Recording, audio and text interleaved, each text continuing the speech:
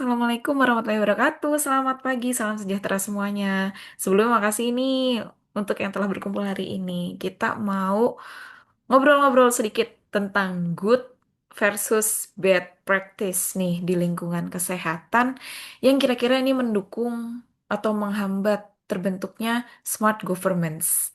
Tentunya kita nggak salah-salahan. Di sini kita ada 4 narasumber keren. Hai, yang pertama ada siapa? Yang pertama ada Bang Simon Romario. Hai Bang Simon. Baik, Kak. Apa kabar Kak Simon? Sehat Kak? Lagi di tempat mana nih? Lagi di tempat kerja nih sambil bertugas ya? Ya, Wis, Masya Allah. Yang kedua kita lanjut ada Kak Dewi, Dewi Eka. Hai Kak Dewi. Hai Kak Novita, Hai, apa kabar? Sehat? Alhamdulillah sehat. Alhamdulillah. Oke, next ada narasumber ketiga. Hai, Kak April.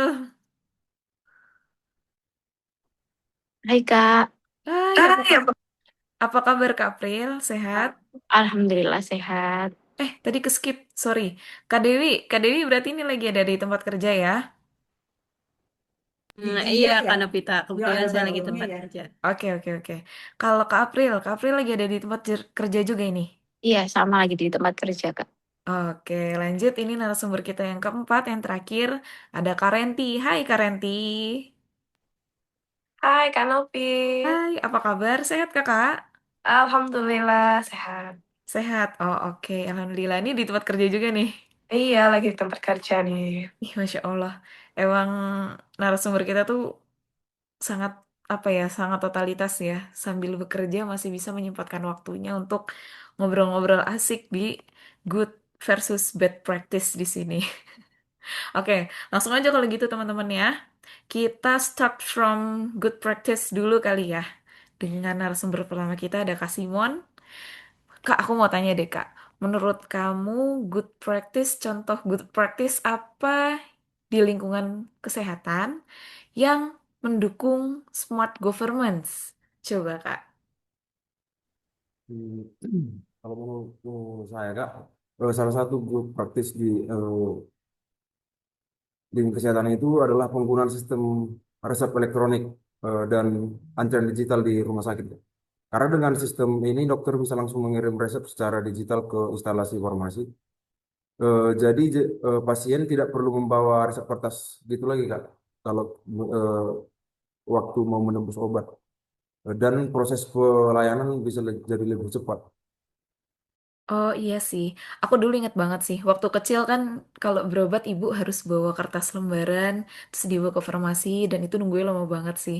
Oke oke, jadi menurut kakak teknologi digitalisasi ini sangat ngefek banget untuk mendukung smart governance gitu ya? Ya, betul, Kak. Selain mempercepat pelayanan, sistem digital juga mengurangi kesalahan penulisan resep mungkin, Kak. Jadi meminimumkan kesalahan penerimaan sama pemberian obat.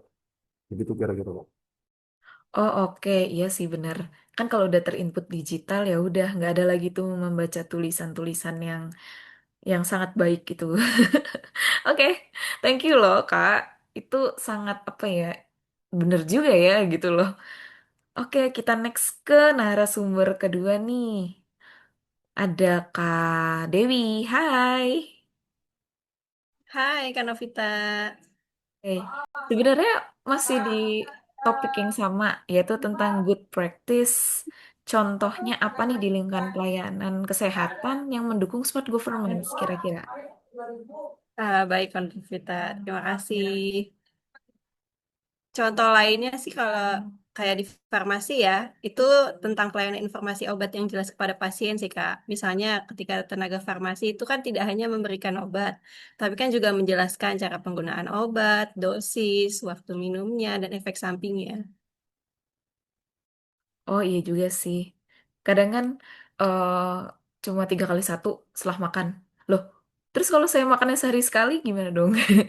Iya benar. Jadi harus ada pemberi info lebih lanjut PO-nya ya. Benar, benar, benar, Iya, benar. Berarti betul emang banget Kak Novita. oke. Berarti kalau aku lihat di sini lebih profesional aja melayani pasien gitu ya. Iya dong. Oke, baik dari Kak Simon maupun Kak Dewi, ini menurut aku keren-keren sih jawabannya. Ya lanjut aja kita ke bad practice ya teman-teman. Untuk yang tidak ditiru, Aries kritisi untuk di yang menghambat terbentuknya smart governance ini. Oke, di sini kita lanjut ke narasumber ketiga ada Kak April. Hai Kak April. Hai Kak. Oke, Kak sekarang aku mau tanya kamu nih. Menurut Kakak, apa contoh dari bad practice yang menghambat terbentuknya smart government di lingkungan kesehatan? Salah satu masalah yang cukup sering terjadi itu biasanya waktu penungguan pelayanan obat yang agak lama sih Kak. Jadi beberapa kasus itu pasien harus menunggu cukup lama setelah mendapat resep dari dokter. Jadi kondisi itu kadang menimbulkan ketidaknyamanan buat pasien yang mungkin kondisinya sedang sakit atau tidak kuat untuk menunggu ya Kak ya. Oh, I see. Jadi kayak udah meriang nih, hari ngantri lama. Aduh, gitu ya. Iya sih, kasihan sih, benar-benar, benar-benar. Tapi menurut kakak, kira-kira apa itu penyebabnya kak bisa kayak gitu? Eh, Beberapa penyebabnya biasanya sih dari sistem pelayanannya ya Kak ya. Biasanya masih manual, terus jumlah tenaganya tuh juga mungkin ada keterbatasan ya Kak. Terus sama manajemen antriannya yang belum optimal. Oh, oke. Jadi memang ada beberapa faktor kayak dari misalnya resepnya masih manual, terus keterbatasan itu gitu ya. Oke, oke, oke. Menurut kakak, ada contoh dari bad practice lainnya yang menghambat smart governance di lingkungan kesehatan? Ada sih salah satunya situasi di mana pasien itu tidak mendapat penjelasan yang cukup mengenai obat yang diterima. Jadi infonya itu mereka tidak benar-benar valid mendapatkan gimana penggunaan obat tersebut, Kak. Oh iya sih, aku relate sih. Kayak aku pernah menerima salah satu obat lah. Terus kayak mbak-mbaknya cuma menjelaskan 3 kali 1 setelah makan, 1 kali 1 sebelum makan.